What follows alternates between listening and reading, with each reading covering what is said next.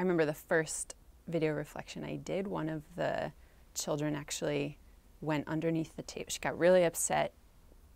I'm not really sure why yet, but she went under the table and the video is rolling and I'm trying to teach the other students and she's under the table and she's, you know, answering questions from underneath the table still. And it was just sort of, you know, in the moment I felt like, oh my gosh, this is like a failure, all of these things, you know, it was just like one of those teaching moments where you're like, I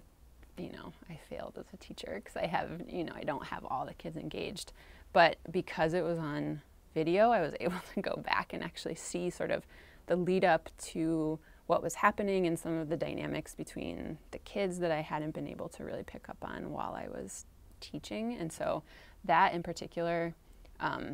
sticks out to me because it was one of those moments where I just felt sort of insecure in my own practice and sort of like, oh my gosh, this is, you know, something I haven't experienced before. But to be able to look at sort of the language I was using, what was going on in a more reflective way was really, really helpful to me in terms of my relationship with her, in terms of thinking about what I was going to do next. It just happened to, you know, happen on the time that I was being videoed, which,